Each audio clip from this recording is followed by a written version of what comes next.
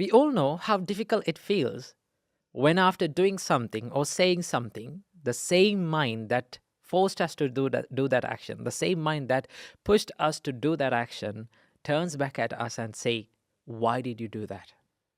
Why did you say that? You shouldn't have done that. We spend a lot of time regretting about our past actions, the things that we have done or said in the past. It turns out 75% of people spend a significant amount of their lifetime regretting about either about past or being fear about the future, right? So if you think that you're the only person who is regretting about the past actions, you are not. We all are. We all are in the same boat, right? So the Buddha realized that regretting over the past actions is one of the biggest issues when it comes to the peace of the human mind. So that is why the Buddha gives a straightforward answer for this question, how to stay away from regrets in life. The Buddha says, first, be mindful about your actions. And by doing something, if the result leads to suffering of yourself or suffering to others, stay away from doing such actions. That is the first thing to do, right? But how to put it into action? How to not to collect the things or to do things that brings regret to our life? So the Buddha gave us an amazing advice to practice this, amazing practice. Buddha describes this to his former son, Rahula. Before becoming the Buddha, he was a prince and he had a son. His name was Rahula. Later, he became a monk, right? And he gave this amazing advice to Venerable Rahula. The Buddha says, the Buddha asked from Venerable Rahula, Rahula, what do you think? What is the purpose of a mirror? Then Venerable Rahula says, the purpose of a mirror is to see the reflection, to check the reflection, sir. Then the Buddha says, in the same way, Rahula, you have to understand that before doing something or before saying something, you have to thoroughly reflect on that action. You have to ask from yourself that this action that I'm wishing to do, will it bring suffering to my life? Will it bring suffering to others' life? Am I doing this action with an unwholesome mind? If the answer is yes, then the Buddha says, by all means, you have to stay away from such actions. Because the things that we do with an unwholesome mind, the Buddha says that the end result is the suffering. So the Buddha explains this in the first verse in the Dhammapada. The Buddha says, if someone did something with an unwholesome mind, suffering follows that person like a cart wheel follows an ox, right? So what Buddha teaches us is that before doing something or before saying something, just wisely reflect on it, right? Thoroughly reflect on it. What will be the consequence of this action?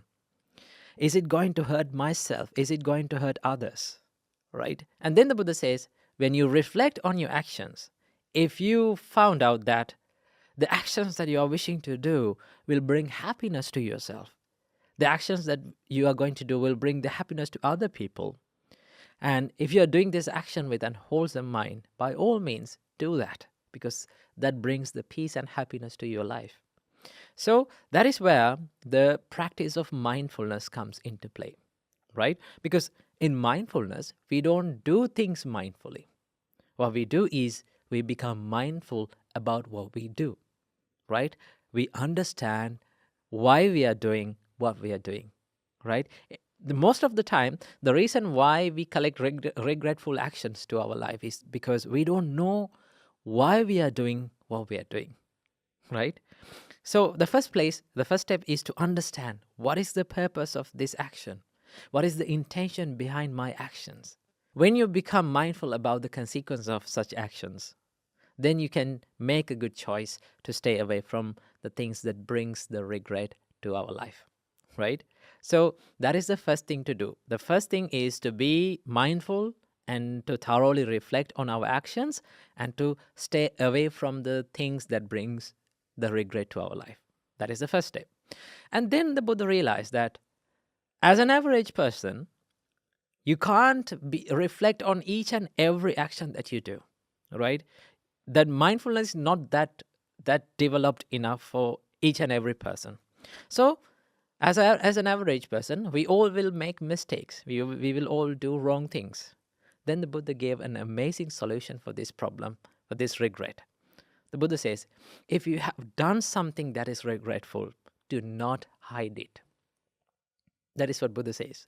The Buddha says, if you have done something, if you are regretting about a past action, if you are regretting about something that you have done in the past or said in the past, first thing you have to do is you should not hide it. Find a person who can understand you.